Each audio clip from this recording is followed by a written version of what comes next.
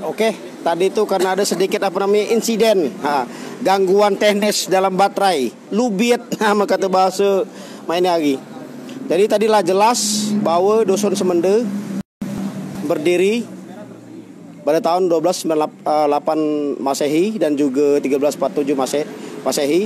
Jadi jauh dengan masa berdirinya kerajaan Wilwatika atau Majapahit. Jadi Majapahit sampai berdiri masih berjaya, Semende pun lah berdiri. Kira-kira itu pendirian Dusun Semende.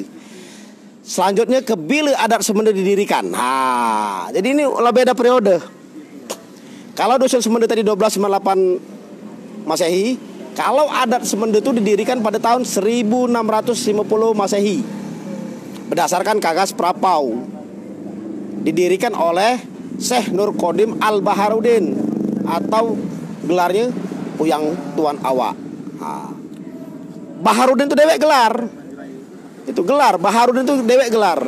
Bahar itu lautan, din itu ilmu atau petunjuk atau lebih tepatnya Islam. Jadi lautan pengetahuan, lautan agama, lautan Islam inilah disebut lautan ilmu. Baharudin. Kalau Pak Ustadz yang jelaskan itu. Jadi Baharudin dan Puyang Awak itu adalah gelar. Jadi gelar bagi insan-insan yang telah mencapai ranah-ranah kemakoman wali Allah. Cuman aku dibaca ngomong ke wali karena aku bukan seorang wali kan itu. Lah mencapai tatanan kemarifatan. Lah sampai di usul fikih tasawuf, maka banyak yang diunjuk gelar Baharudin atau Puyang Tuan Awak atau ngawak. Arti ngawak itu artinya man arrafa nafsahu, mengenali nafsu kita, mengenali dorongan-dorongan hawa nafsu kita ini. Sampai kita pakut arrafa rabbahu katanya. Jadi sampai pacak menuju jalan Tuhan, mengenal Tuhan setelah dibersihkan 7 latifah ini. Itulah pendiri daripada adat Semende. Tapi nama adatnya namanya Lembaga Adat Bemeraja Beanak Belai. Beanak Belai ini namanya Tunggu Tubang. Nah, Tunggu Tubang ini artinya bukan hanya memuliakan wanita lalu merendahkan pria, tidak. Tapi yang wanita dimuliakan, yang pria pun dimuliakan. Artinya sama derajatnya antara pria dan wanita. Yang paling tinggi derajatnya adalah yang bertakwa kepada Allah. Makanya semende, sama harga, salah satu arti semende. Sederajat bukan betina, persamaan gender, emansipasi wanita kalau bahasa mainnya lagi. Jadi untuk yang mengolah harta pusaka tinggi dan harta pusaka rendah, itulah yang disebut Tunggu Tubang. Di bawah pengawasan meraja. Yang mengambil keputusan dan mengarahkan itu namanya meraja. Nah, Tunggu Tubang ini berhak menunggu, tidak berhak dia menjual dan tidak berhak dia merusak harta pusaka tinggi dan rendah. Nah, Tunggu Tubang ini anak betina, boleh anak betina tua, boleh anak betina nomor 2 ataupun bungsu. Tergantung kemupakatan di lembaga adat meraja anak belai. Siapa yang ditunjuk menjadi Tunggu Tubang di keluarga tersebut. Nah, mak mana kalau umpamanya dia betina, anak betina dia sama sekali keluarga itu. Pacak dia ambil Tunggu Tubangnya jak dia anak bugal. Dijadikan Tunggu Tubang. Jadi Tunggu Tubang ini fleksibel, sangat fleksibel, tidak harus betina, tidak juga harus bugal, tergantung situasi. Kalau memang ada betina, kalau dia betina sama sekali bugal. Nah, Tunggu Tubang pun dewe bukan matriarkat atau matrilineal. Artinya Tunggu Tubang ini bukan berdasarkan garis keturunan. Garis keturunan tetap dari patriarkat, bugal yang menguasai. Kita di suku. Kalau Minangkabau, anak betina itu ada suku. Umpamanya endongnya Caniago, otomatis anaknya sampai ke cocong itu Caniago kali. Yang bugal dia mewariskan suku sama di Minangkabau. Sebab biniku yang tua itu juga Minangkabau, sukunya dari Limau Singkek. Nah, anakku yang 2 itu bersuku dari Limau Gale. Hanya mana aku kelebugal dikawin lagi ngaji meluar, dia pacak nurun ke suku. Yang pacak nurun ke suku cuma anakku yang betina nurun ke suku Dalimo. Jadi kita bukan matriarkat. Dan kita masih ngambil garis patriarkat. Nah, lalu ada semacam ucapan dan perkataan di dalam tulisan Mamak Bujang Kurnawi bahwa Tunggu Tubang itu diadopsi dari rumah tangga Sayyidina Fatimah radhiyallahu anhum dengan Sayyidina Ali karamallahu wajhah. Dasarnya mak mana ceritanya? Nah, karena Rasulullah sallallahu alaihi wasallam hanya memiliki anak yang hidup, itu Sayyidina Fatimah Az-Zahra. Jadi kepemimpinan dan tanggung jawab atas pelestarian budaya, adat, agama dan segala macam itu dibebankan kepada Sayyidina Fatimah Az-Zahra. Satu.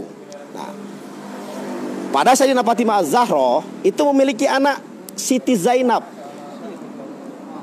Nah, jadi ada tapi anaknya lagi bugal, Sayyidina Hasan dan Sayyidina Husain. Nah, pada masa peristiwa Karbala, perang Karbala,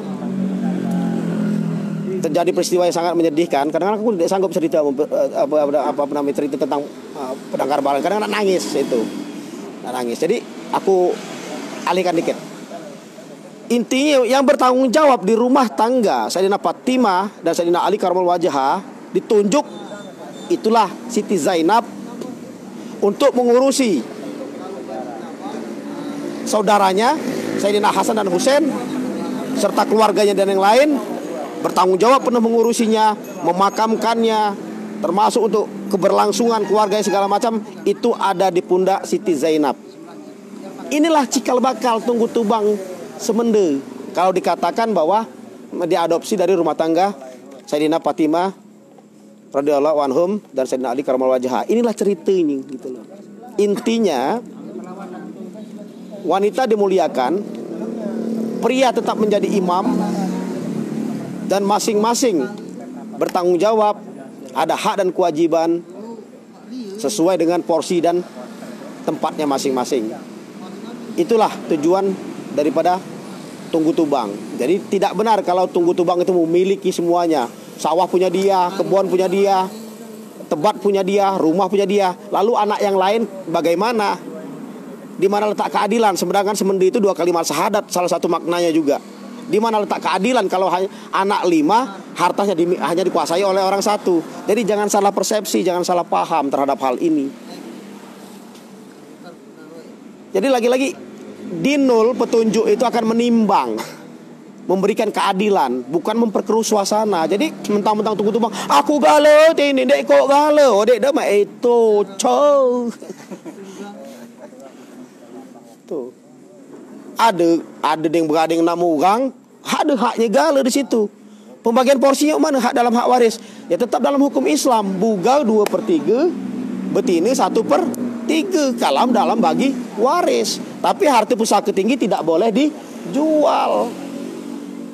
Jadi ini sedikit banyaknya tentang pengetahuan lembaga adat memeraja beranak belai, susunan Tunggu Tubang untuk mana, meraja itu mana. Nah, yang mana dikatakan meraja ini? Ayo.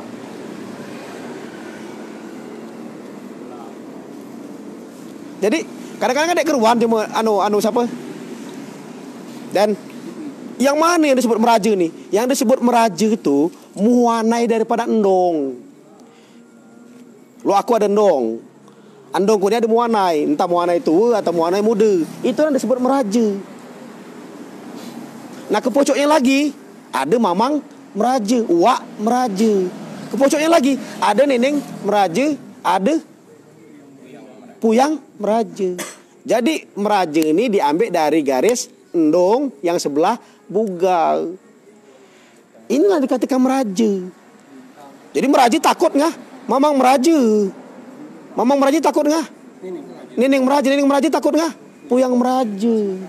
Jadi dia apa namanya yang mempunyai hak peto secara penuh. Itu kira-kira aku agak keren juga ini, banyak yang ngomong. Kira-kira silakan dilanjut ke yang lainnya. Aku kira-kira itu, silakan. Silakan moderator. Jadi ini kamera kita tetap menggunakan kamera depan. Nah, kamera belakang ya. Tetap tampak wajah Kang Raples Hamzah Pansuri ini narasumber kita.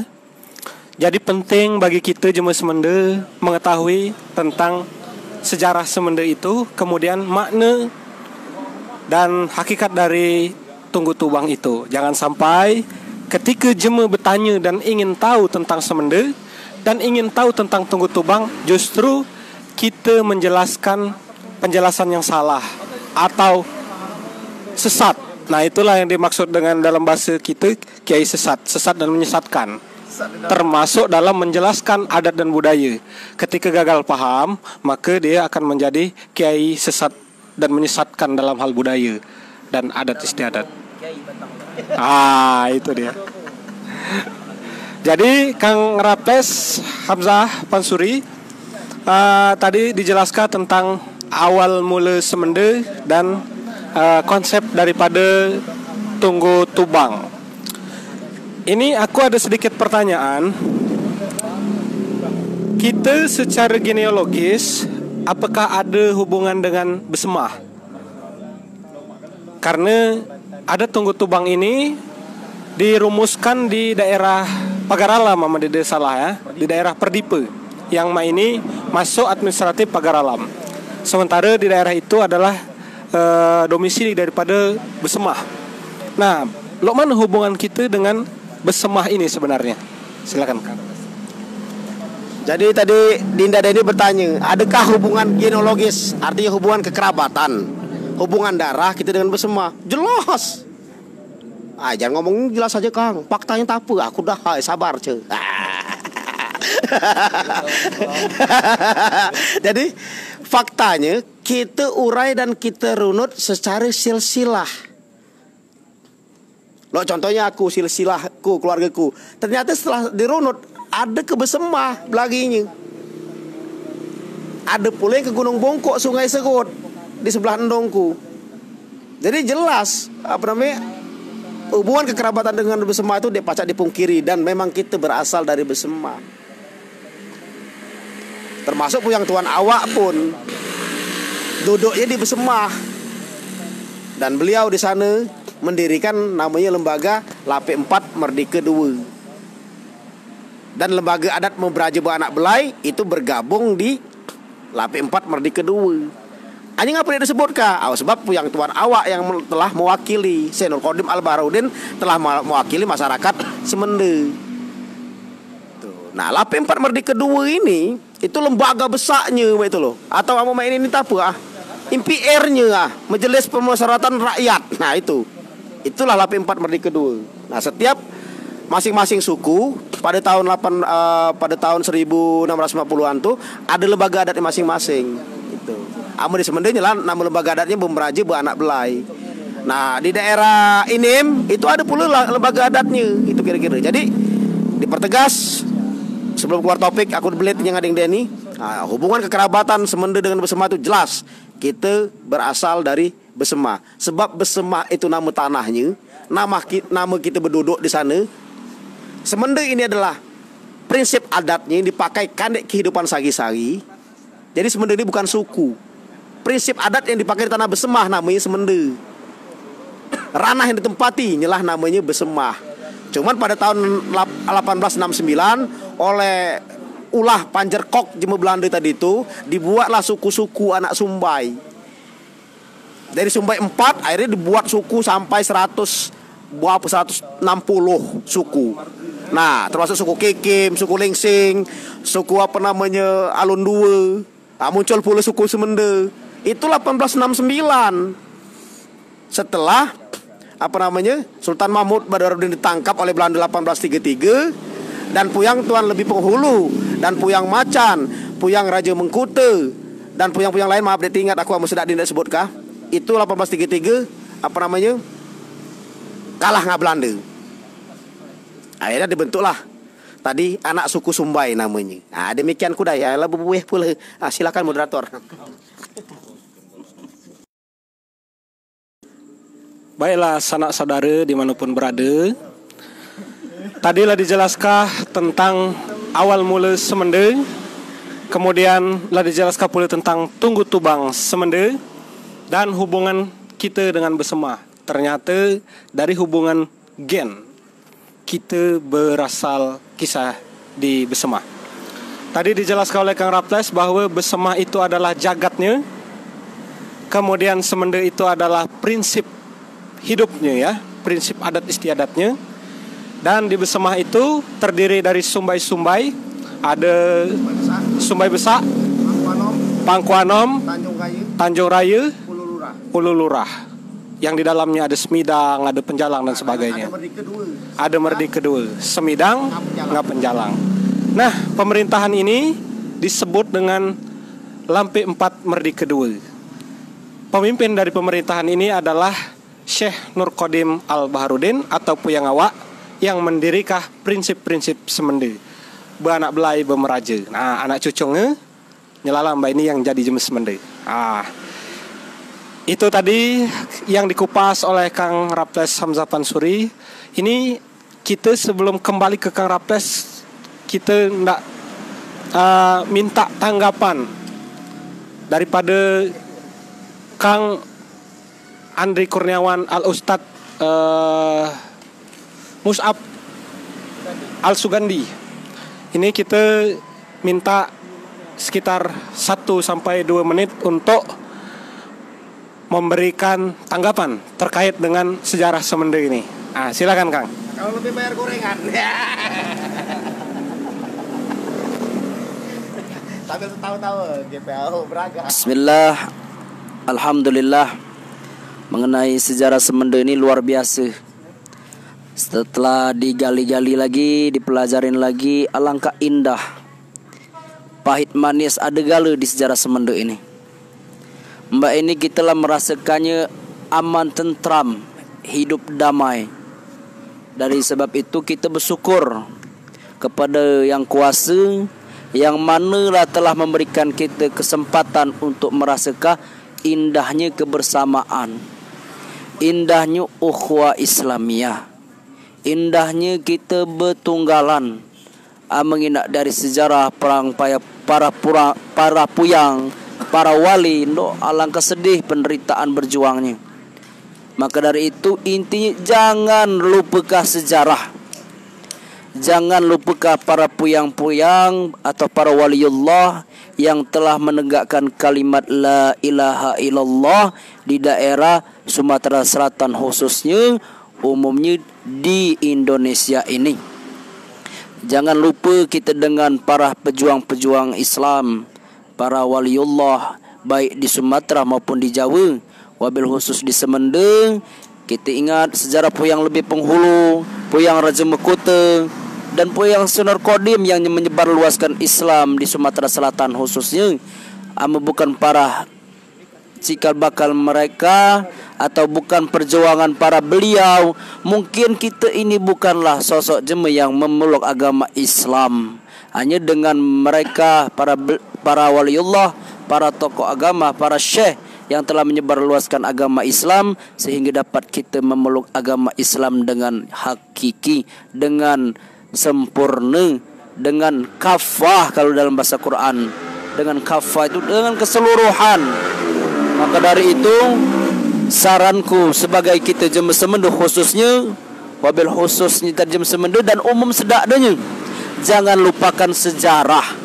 Sejarah itu harus selalu digali, dicari. Maka kita cinta akan suku, cinta akan tanah kelahiran, cinta akan negara. Paham sejarah, maka cintalah kepada negara. Tidak paham sejarah, maka kita akan cuek-cuek saja. Enggak negara ini nak maju ndak dide bodoh amat. Hanya kalau kita paham sejarah, maka negara adalah khusus sejarah Semende saat ini yang kita gali-gali. Alangkah banyak budaya di sana, alangkah banyak keseimbangan alam, keseimbangan dunia dan akhirat yang telah diajarkan. Tinggal cara kita menanggapinya, tinggal cara kita mempelajarinya, tinggal cara kita menyebarluaskannya lagi kembali kepada pemuda-pemuda yang saat ini mulai bergerak untuk mengenal sejarah kembali. Alhamdulillah, berkat Kakanda Raffles ini kita bersyukur. Beliau semangat sekali menggembleng para pemuda-pemuda. Itu katanya lebay aku. Awak nia nanya. Fakta sebabnya. Gara-gara beliau inilah kita mulai bersatu kembali, wabil khusus di Lampung menahi.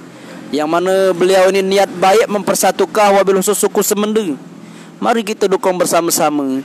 Jangan pakai sifat cengkak aku sebarau aku. InsyaAllah menilengitkan cengkak aku sebarau aku, empailah pacak menjadi satu. Itu amlah bersatu, InsyaAllah pengues atau sapulidi ama dikebati pacak berseka halaman. Hanya mesikok patah. Dalam artian bersatu kita teguh, bercerai kita roboh atau runtuh. Persatuan itu ikan teri empuk kecil-kecil ama bersatu pacak teguleng kapal besar di tengah lautan. Amba itu pupuk jema Semende, jema manapun, suku manapun ama bersatu pacak dia mengatasi permasalahan berat lo manapun. Ama bersatu. Sekian, wassalamualaikum warahmatullahi wabarakatuh. Sampaikan tentang dagat dengan lembah, karena ini kan konotasi agak negatif. Waalaikumsalam warahmatullahi wabarakatuh. Baiklah, terima kasih kepada Kang Andri yang telah memberikan tanggapan dalam diskusi kita malam ini. Kita diskusi malam ini sengaja di areal terbuka karena kita memanglah biasa diskusi akar rumput yang inklusif. Inklusif itu artinya tidak eksklusif. Dimanapun kita berada, yang penting badan sehat, berkumpul, disitulah kita pacak diskusi dan menggali manfaat dari silaturahim yang kita jalin pada malam hari ini. Baiklah, saudara keluarga dimanapun berada, mudah-mudahan seadanya sehat gala dan dalam lindungan Allah SWT. Salam silaturahim, salam Semende. Kita saling dukung, jauh elok dendaman, dan para kita saling dukung. Baik, saudara sekalian, kita akan bertanya kepada Kang Raffles ini tentang ada sebutan ini Kang Semende darat, ngah Semende lembak. Nah, ini perlu mungkin penjelasan mak mana sebenarnya dari sebutan dari Semende darat dan Semende lembak ini. Mohon penjelasannya, Kang.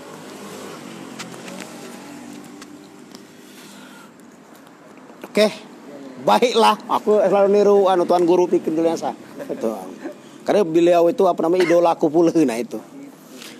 Jadi ngapa ada namanya darat, ngapa adanya lembak, ngapa ada Semende darat, ngapa ada Semende lembak. Jadi kembali ke cerita tadi itu, penegakan adat Bemeraji Beranak Belai pada tahun 1650 Masehi, terjadilah pula perluasan wilayah. Awalnya berkumpul di Perdipe dan di daerah Semende darat, Pulau Panggung, Tanjung Laut, terus Martenang. Lalu dusun-dusun ini harus diluaskah? Nah, dari dagat ini kemana dia meluaskannya? Jelas lawannya dagat adalah lembak. Lawannya ulu pasti ile. Dek ke bedia ulu sama dek bedia ile. Dek ke bedia dagat sama dek bedia lembak. Nah, nyela belembaan kemana? Nyela masuk ke daerah Mekakau, masuk ke daerah Nasal, Padang Guci, Kedurang. Terus masuk lagi ke dia ke nyela Kerbang Tinggi, Kasoy, Wekanan, main lagi. Masuk lagi ke Gerbang Seputih, nyela Tanjung Raja, Lampung Utara, main hari. Masuk lagi ke mana? Nyelah masuk lagi ke Waitenong, main hari. Nyelah masuk lagi ke mana? Ke Marges Kampung, Tanggamos. Terus sampai ke Palas Pesema. Faktanya di catatan-catatan marga yang ada di Lampung, marga Semende ini lah ada sejak tahun 1800-an Masehi. Kecuali Marges Kampung. Kalau Marges Kampung itu pada tahun 1900-an Masehi. Jadi bukan konotasi negatif, bukan. Aku cuma dagat, aku cuma lembak. Yang dagat lebih elok daripada lembak. Lembak lebih elok daripada dagat. Dede. Perluasan, makanya dikatakan Semende panjang. Jadi karena ada istilah dagat, tentu ada istilah lembak. Ama ada istilah ulu, pasti ada istilah ile. Tapi akibat provokasi, propaganda daripada Belanda yang dikatakan DPD et Emperor adu domba tadi itu, seolah-olah antara dagat dan lembak ini bersaing, berkompetisi. Yang ini lebih elok, yang ini lebih cete. Nah, inilah yang harus kita ini luruskah. Jadi lembak ngadagat itu cuma sote. Ama dek percaya, silahkan telusuri silsilah. Cuma yang di Semende lembak, pasti baliknya kemana? Ke dagat, sisilah neneng-nenengnya. Salah satu lo puyangan puyangan Tuan Guru Pikiri Jiliansyah yang namanya Dipati Kiam Raja. Itu asalnya jak pajar bulan Semende Dagat. Suka. Hanya anak cocongnya ada di daerah banyakan di Mekakau atau Semende Lembak aja menyebutnya. Nah, amu Wai Tenong itu gitu asal usulnya. Sotek dia dari sotek dia dari daerah Pulau Beringin Mekakau atau Semende Lembak, yang kedua di daerah Nasal atau Padang Guci. Itulah jeme-jeme asal yang ke Wai Tenong. Nah, ada di situ disebutkan namanya Raden Cili, keturunan Puyang Raja Mengkuta yang bermakam di Ulu Nasal. Raja Kuasa. Jadi lagi-lagi Lembak dan Dagat itu sotek jemenya, bukan berarti Lembak lebih hebat atau Dagat lebih hebat, tapi namanya ngeluas ke wilayah. Mak main aku nih, jak di Tanjung Laut, bapangku jak Martenang. Mak ini aku lah domisili di Bandar Lampung di Kedaton. Apa lebih hebat Kedaton? Apa lebih hebat Martenang? Audi au jema sotek asal.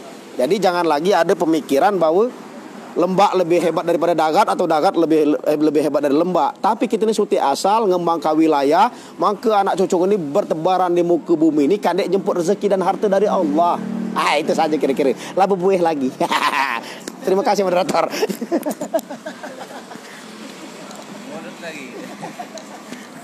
Baiklah, terima kasih Kang Raples Semende atas penjelasannya. Itu tadi bahwasanya Lembak Dagat itu pada intinya adalah satu, sama, cuman berbeda wilayah saja. Nah, menyebar ke berbagai wilayah. Nah, ini kakang kita sekudai Kang. Kakang kita kapamitan balik dulu. Ya, mudah-mudahan semuanya lancar. Amin. Inji Anjam.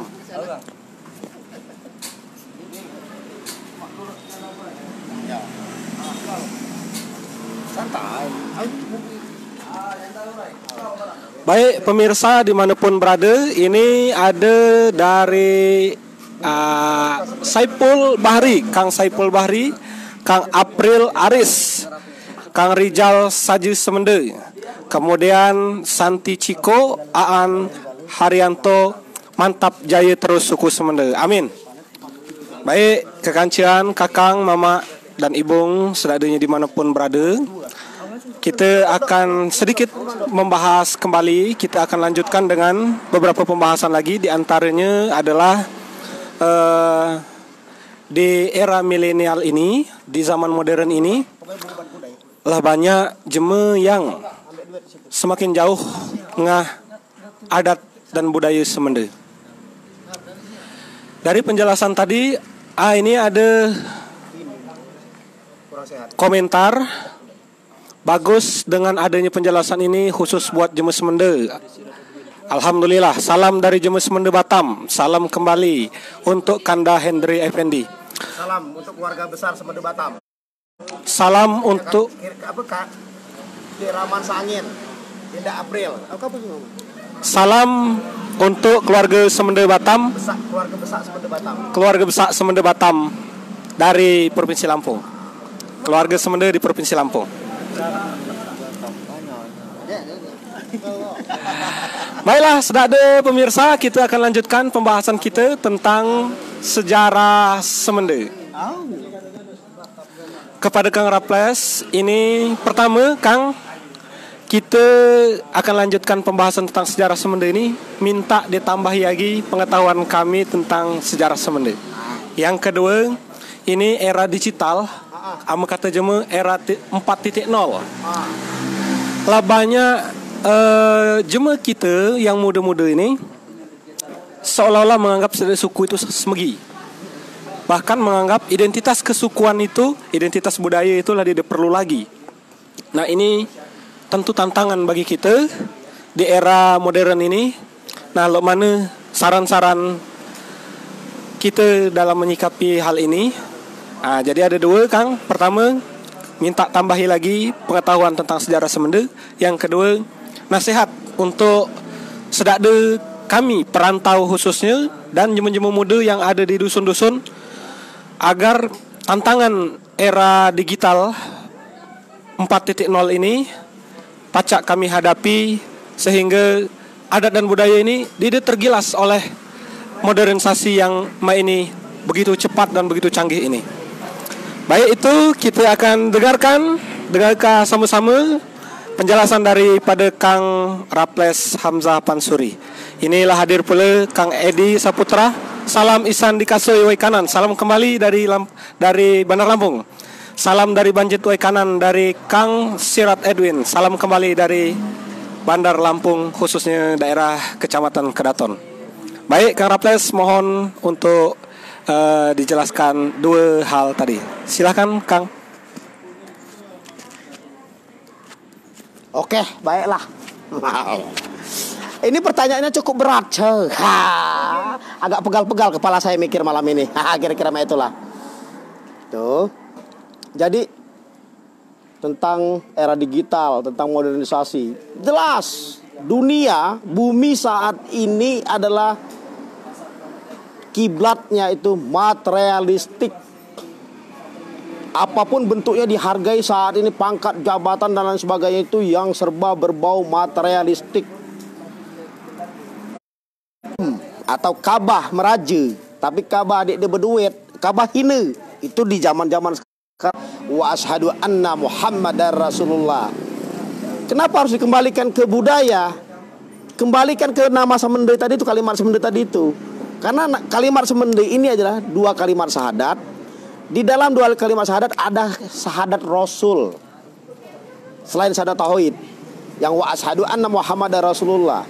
Nah, di dalam syahadat Rasul ini ada sifat 4 yang bikin manusia bisa kaya, bisa hebat, bisa gerot, bisa sakti, bisa sukses dunia dan akhirat. Apa sifat itu?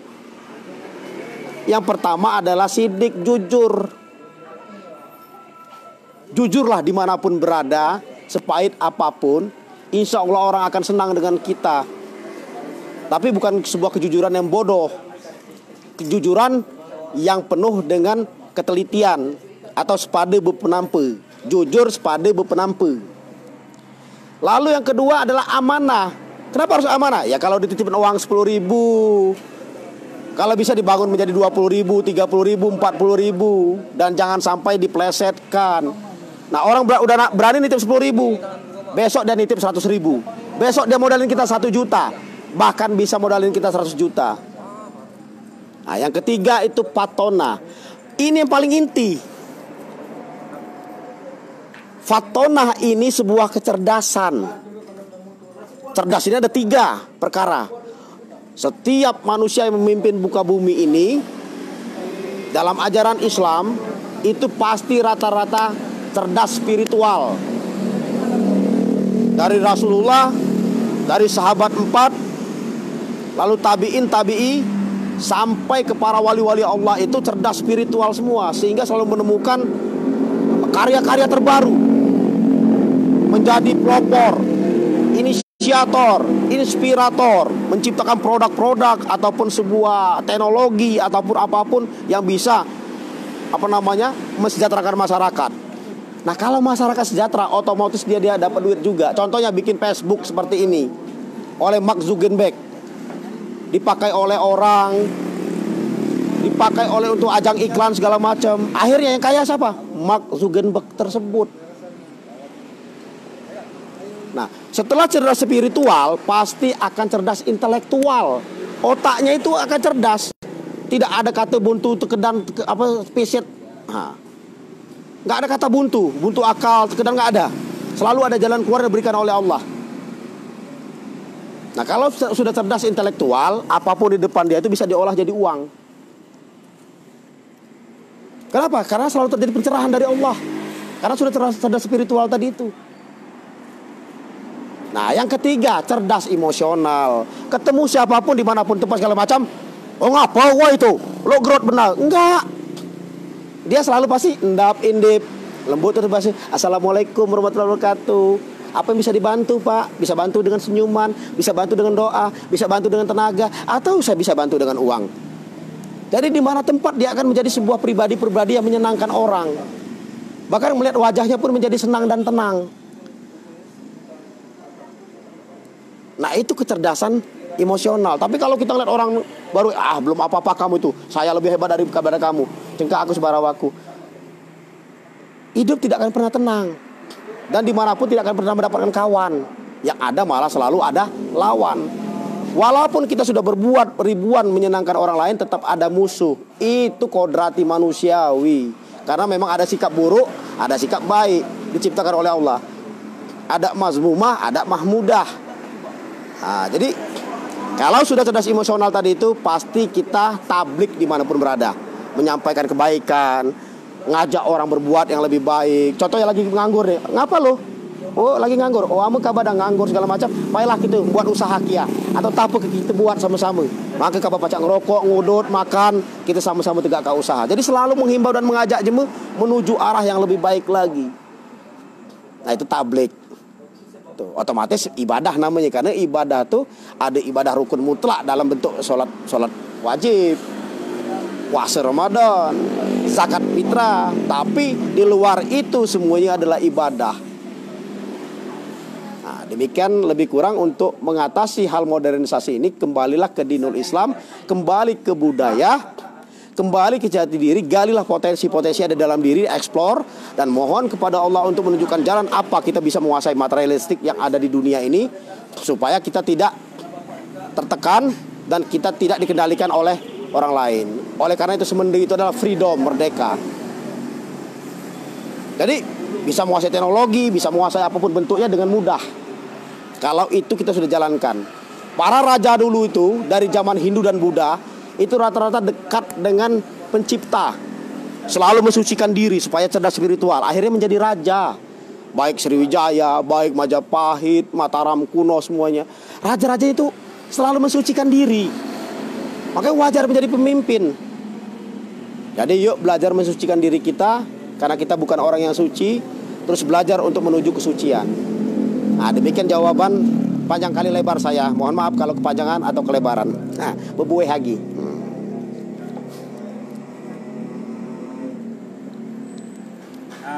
Ini ada Assalamualaikum ya Manangasiamang. Oh, lanjut. Salam ya Dusun Marasau. Dari Marasau. Bengkulu. Ini Kang rupanya dari komentar tadi banyak yang tertarik dengan sejarah. Oh, alhamdulillah. Artinya cuk lupa nama itu tuh. Pocok dicinta ulam tiba.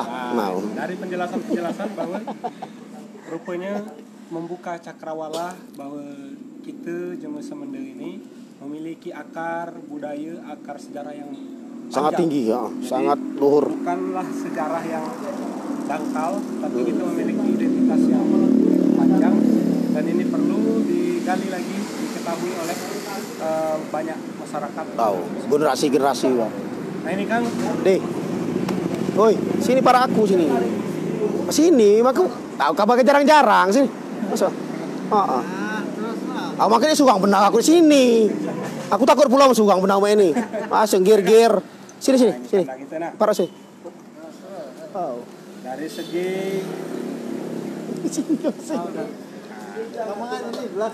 anu kalah, dia enjoy. Inilah memang diskusi itu ini. Tuh. Jadi Kang, berawal dari sejarah yang begitu panjang tadi, tentu belajar sejarah ada tujuan gitu kan.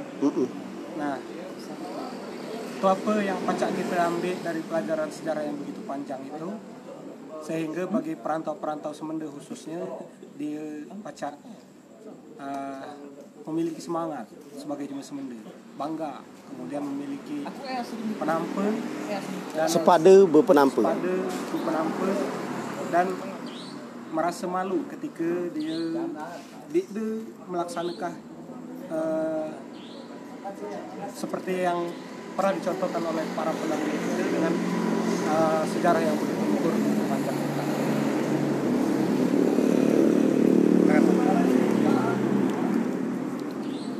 Oke, artinya kita belajar sejarah ini tujuannya adalah menggali mana sih cara puyangan kita leluhur gitu pacak sukses dunia akhirat.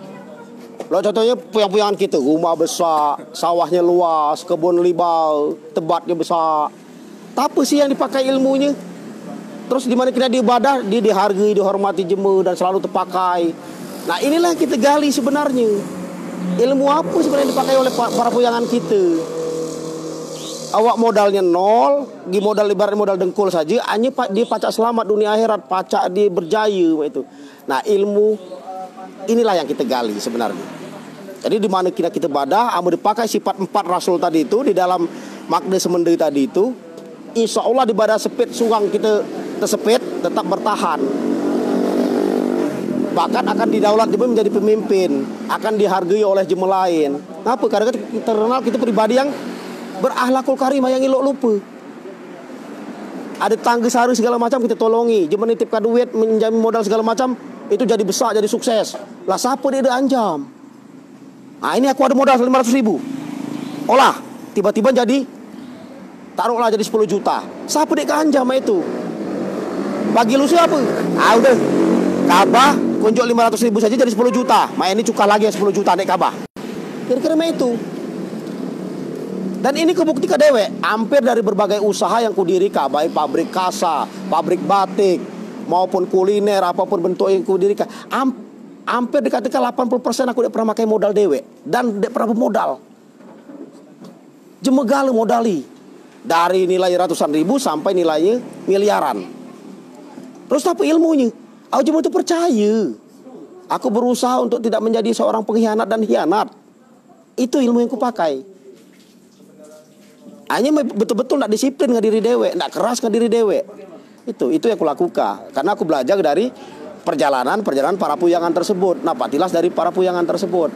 Oh, malu sama kita ibarat sebagai cocong para puyangan yang luar biasa. Kita dewe menjadi pribadi-pribadi yang tidak terpakai, tidak terguna. Maluan ngaku. Ngaku kita keturunan Rasulullah. Hanya di mana kita nak cakap musuh. Maluan ngaku. Ngaku kita lah sembayang, kita lah solat, kita lah puasa. Hanya di mana kita kebadah cuma benci kita. Woi maluan ngaku. Di mana kita badah hasut, fitnah, dengki. Woi maluan kita ngaku sebagai jemaah Islam. Tanda Islam, tanda semende, tanda lah bersahadat. Dia kemungkin fitnah, hasut, dengki dan lain sebagainya. Nah, amin ini dipakai insya Allah. Di mana kita badah kita akan selalu menjadi pribadi-pribadi yang sukses dunia dan akhirat. Itu saja deh. Kembali lagi ke lampe 4. Oh, sorry ku tampal kat ini. Semakin banyak 30. Baiklah pendengar, pemirsa di mana kita berada, dari Banjet, Wai Kanan, dari Muara Saung, dari Rebang, dari Menangas Siamang, dari Tangerang, Cirebon dan sebagainya yang hadir. Kita akan kembali lagi membahas tentang sejarah Semende lampe 4 Merdi kedua. Hubungan kita nggak bersemah ternyata dari gen dan dari nasab kita memang berasal dari Besemah. Tadi dijelaskan oleh Kang Raples bahwa Besemah itu nama jagatnya yang terdiri dari sumbai-sumbai, ada sumbai besar, ada sumbai Mangkuanom, sumbai Ulu Lurah, dan ada dua Tanjung Raya, dan ada dua Merdeka, yaitu sumbai Penjalang dan sumbai Semidang. Itu adalah berada di dalam jagat Besemah. Dan Semende itu adalah prinsip-prinsip adatnya, prinsip-prinsip hidupnya yang dicetuskan oleh Puyang Awak Syekh Nur Qadim Al-Baharudin. Dan ternyata yang melaksanakan nilai-nilai prinsip hidup ini yang masih lestari secara totalitas, ini lagi disebut dengan komunitas Jemaah Semende.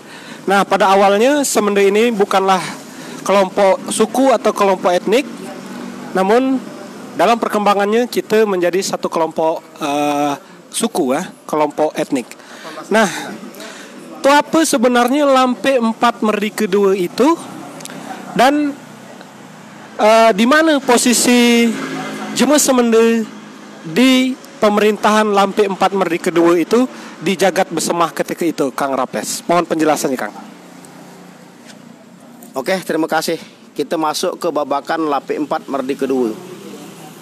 Yang disebut Lape 4 itu adalah keturunan dari Puyang Atung Bungsu. Aku udah dibaca ngina ini Tuan Guru Pikir Juliansa karena disorot dari belakang. Jadi dia baca ngina komenan. Ya sekedar ngomong saja. Jadi kita masuk tadi itu Lape 4 Merdi kedua. Disebut Lape 4 ini adalah keturunan dari Puyang Atung Bungsu. Ada Sumbai Besak, Sumbai Mangkuanom, Sumbai Tanjung Gayu, dan Sumbai Ululurah. Dan masing-masing keempat Sumbai tadi itu masing-masing ada pendirinya. Tuh. Termasuk juga Merdi kedua, Penjalang, Semidang. Ngapa disangka dikatakan Merdi kedua? Karena Merdi kedua ini adalah dia yang dituakan. Amuma ini lagi kalau disebut apa? MPR Itu Nah, kalau yang Lape 4 ini disebut sebagai DPR. Nah, hubungan jagatnya Puyang Tuan Awak Syekh Nur Qadim Al Baharudin yang mewakili masyarakat Semende itu menjadi eksekutifnya, nyala disebut presiden amuma ini lagi. Hubungan jagat. Itu dialah memimpin. Jadi di mana letak Semende di Lape 4 Merdi kedua? Yang memimpin itu adalah pendiri Semende. Tuh. Jadi 1650 Masehi Puyang Syekh Nur Qadim Al Baharudin mendirikan adat Semende, lembaga adat Memberaji Banak Belai. Beliaulah yang menjadi hubungan jagat pertama Lape 4 Merdi kedua tersebut pada tahun 1650 Masehi. Ini menurut catatan Kagas yang ada. Kalau umpama dikatakan ada Lape 4 Merdi kedua pada tahun 1100 atau pada zaman Sriwijaya segala macam, aku belum menemukan bukti-bukti fakta otentiknya dalam bentuk kagas ataupun tutur lisannya. Yang jelas belum ada. Yang baru jelas Lape 4 Merdi kedua pada tahun 1650 Masehi, Lape 4 Merdi kedua pada tahun 1833 oleh Puyang Pidaran atau Puyang Lebih Penghulu. Nah, jadi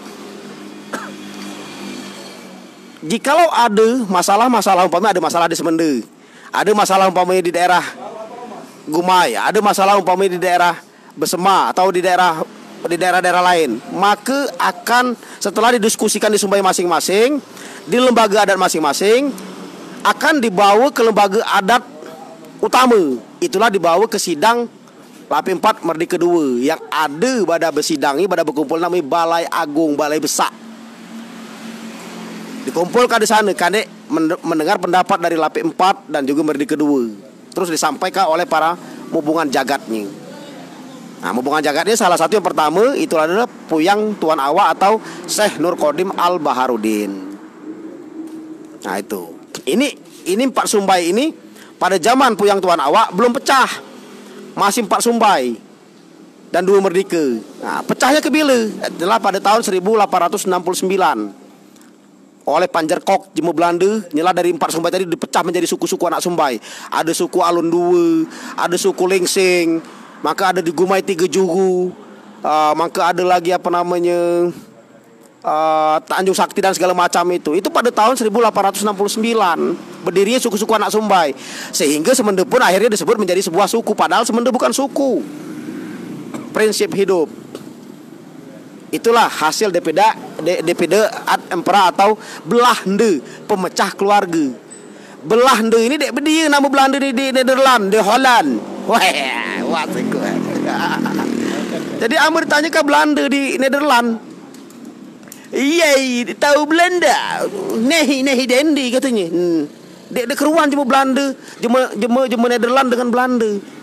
Karena munculnya istilah Belahde ini nyelah di pada kita pada muzakarah ulama abad 17.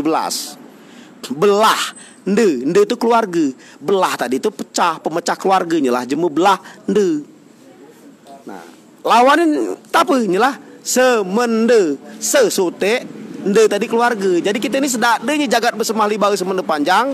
Masyarakat Sumatera bagian selatan ini sote keluarga, seasal, sepuyang, senineng awalnya, akhirnya bertepek di mana-mana, lupa nggak asal usul dan jati dirinya. Makanya inilah akhirnya. Inilah yang harus kita tunggalkan, kita logoskan. Maka ngulang kita ini keruan bahwa kita ini seasal, sepuyang, senineng. Nda kita sama-sama nyelah juga arti dari semende. Selain semende puluh maknanya adalah perkawinan, ngambil bagian, betunaan, disebut juga lah semende kabah nyelah pula gitu. Secara tasawufnya dia tidak harus disemendeka antara jasad dengan batin. Jasad harus sesuai dengan batin.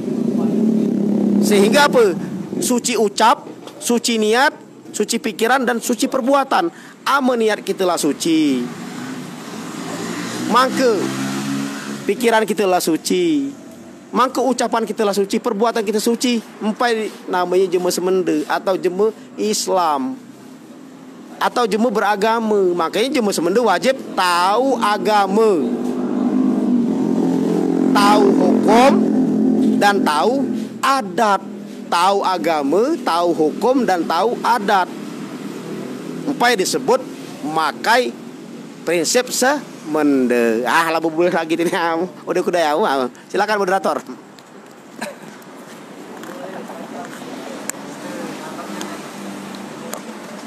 Baiklah para pemirsa yang ada dimanapun berada, baik di Sumatera bagian selatan, Sumsel, Bengkulu, Lampung, Bangka Belitung, dan Pulau Jawa serta daerah lainnya, termasuk tadi hadir pula dari Batam.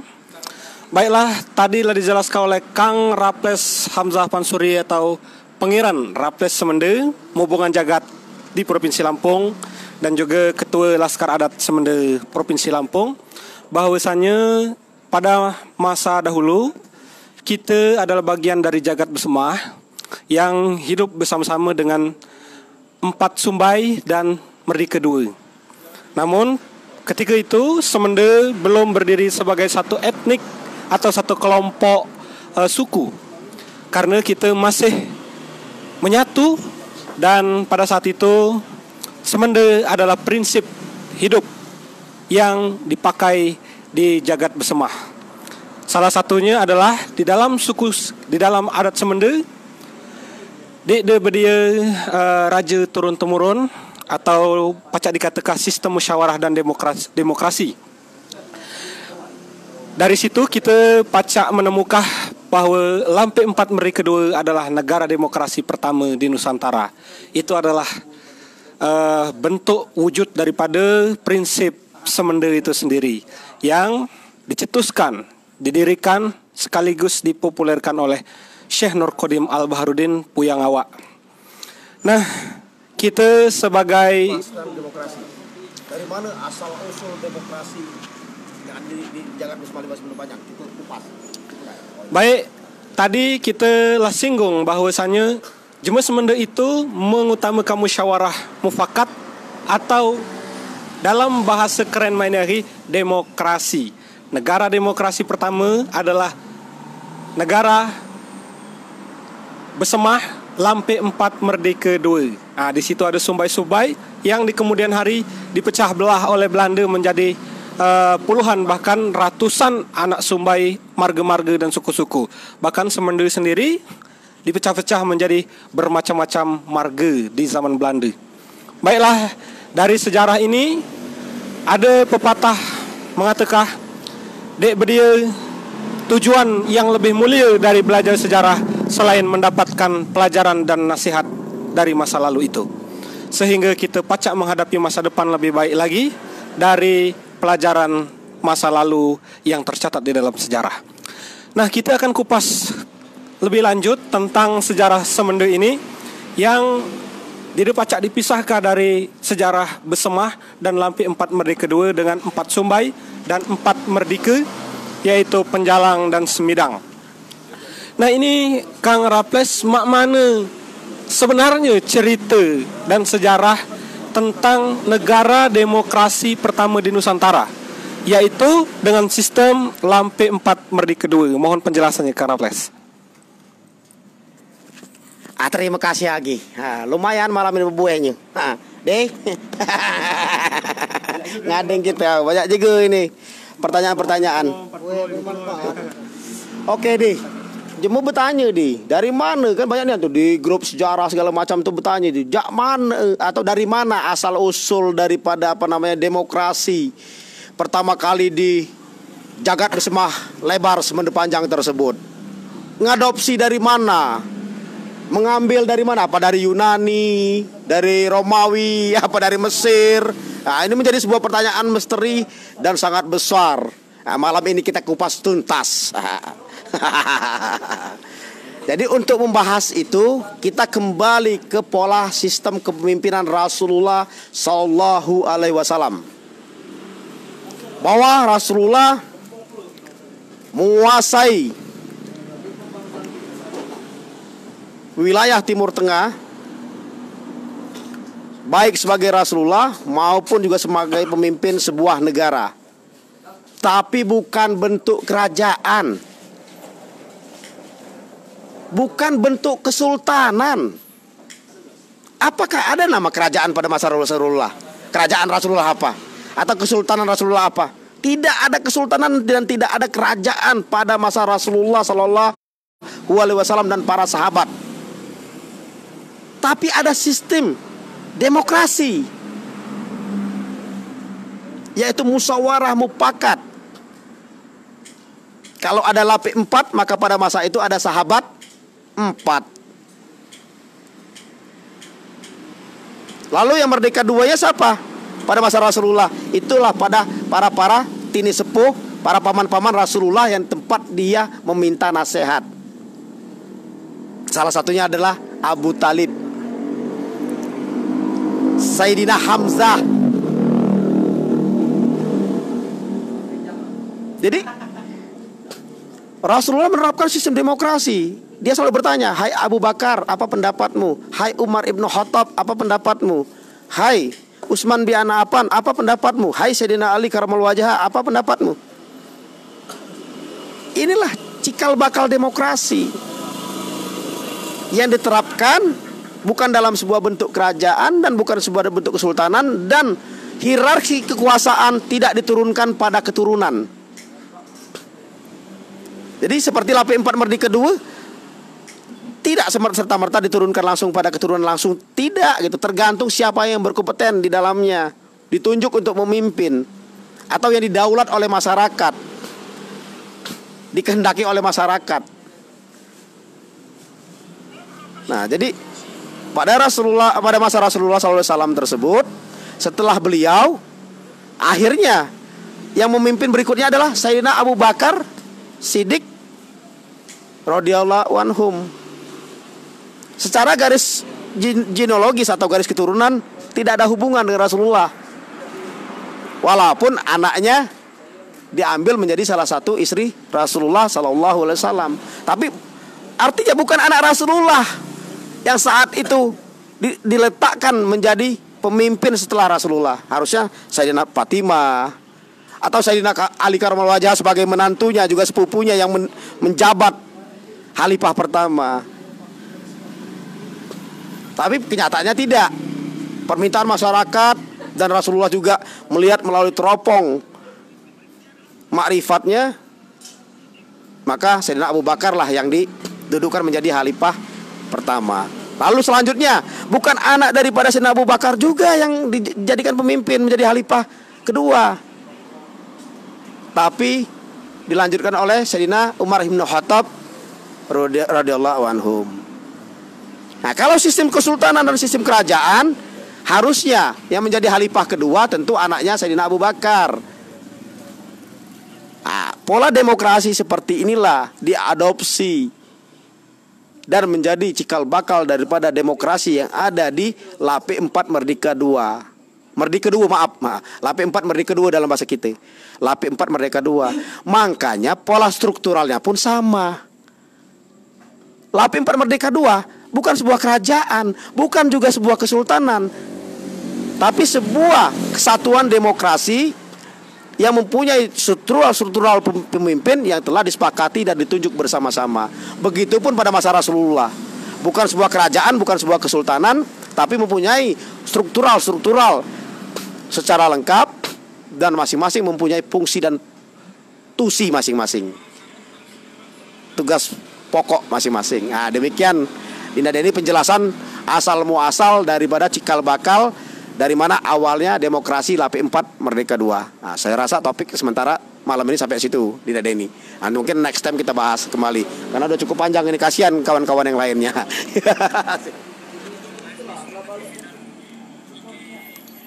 Baiklah pemirsa, kekancaan, kakang, mama, ibung, ading, sedakdenya yang ada di seluruh Indonesia.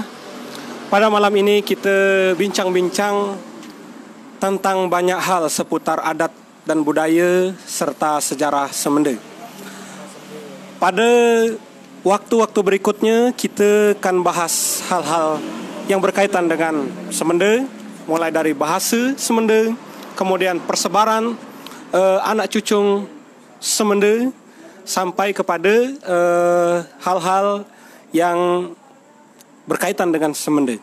Termasuk kita mungkin ada kalanya tidak membahas sejarah, namun kita membahas tentang hal-hal topik terkini dan juga merancang, mendiskusikah kah kemana ayapan kita jemaah Semende ini, kah kemana ayapan kita pemuda-pemudi Semende kendek ke depannya. Nah, ini adalah topik-topik yang menarik. Mudah-mudahan melalui Kang Rapes ini kita pacak jadwalkah Melalui aku, yang lain talk show. Nah, diskusi secara berkala, talk show kandek mengangkat hasanah budaya Semende, mulai dari adat, bahasa, keragaman seni, dan tidak lupa sejarah Semende itu sendiri. Siapa yang mengenal sejarahnya, dia akan mengenal jati dirinya. Dan siapa yang tidak mengenal sejarahnya, dia akan kehilangan dirinya. Tenggelam di dalam lautan, terombang-ambing di dalam lautan zaman. Nauzubillah min zalik. Baiklah para pendengar yang berbahagia, yang insya Allah dalam lindungan Allah Subhanahu Wa Taala, kita kisah di jauh saling doakah, saling dukung dan saling berdendaman elok. Mudah-mudahan kita pacak berkumpul bersilaturahim. Empok mama nekina, kita adalah keluarga yang kalau di dalam lagu itu awalnya kita sebapang, udah itu kita senineng. Nah, ini kita lah sepuyang. Itu mungkin yang pacakku sampaikan. Dan kita tadi menyatakan pernyataan sikap bahwa kita sangat menyesalkan dan sangat mengecam daripada perkataan dari oknum yang bernama Bagja Subagja yang telah pertama memberikan ancaman kepada salah satu keluarga kita. Kemudian yang kedua, menghina jemaah Sumatera.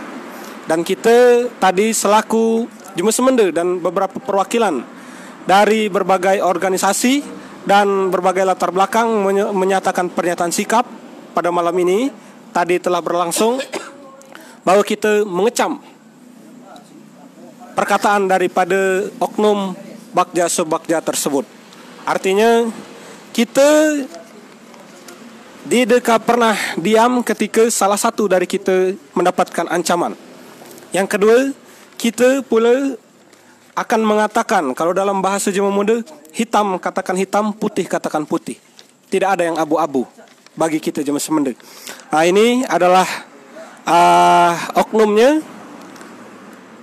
Ini lah jelas-jelas di dalam akunnya ini memberikan ancaman terhadap salah satu keluarga kita.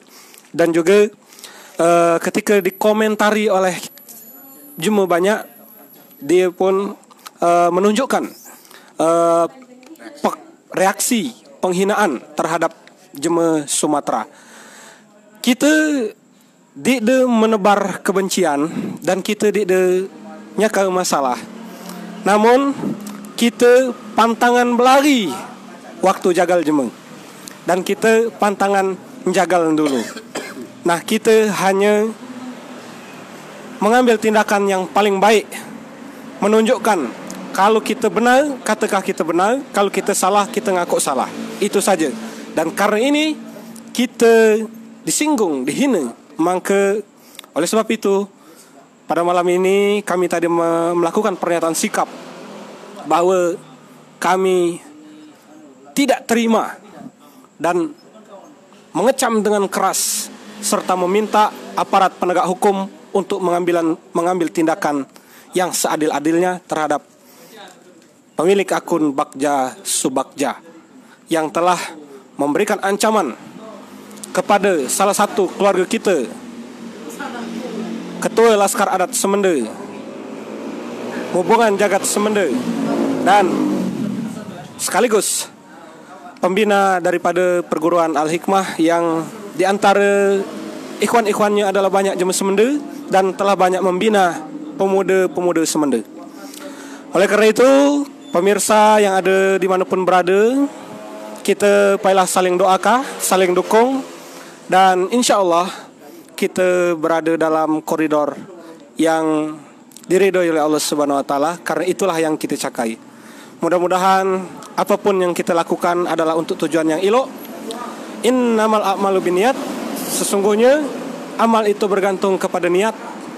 Dan insya-Allah puyang kita mengajarkah niat elok, tertib, luhus. Insya-Allah itu selalu kita kecakkah, dan mudah-mudahan kita minta jalan yang lancar, yang dilindungi oleh Allah Subhanahu wa taala. Itu saja. Sekian, karena malam, selamat istirahat. Kita sambung lagi di lain waktu. Terima kasih kepada Kanda Raples Hamzah Pansuri atas waktunya, kepada kakang-kakang yang sudah hadir, dan kepada para pemirsa di rumah. Salam Semende, salam satu keluarga, salam tauhid, salam la ilaha illallah Muhammad Rasulullah.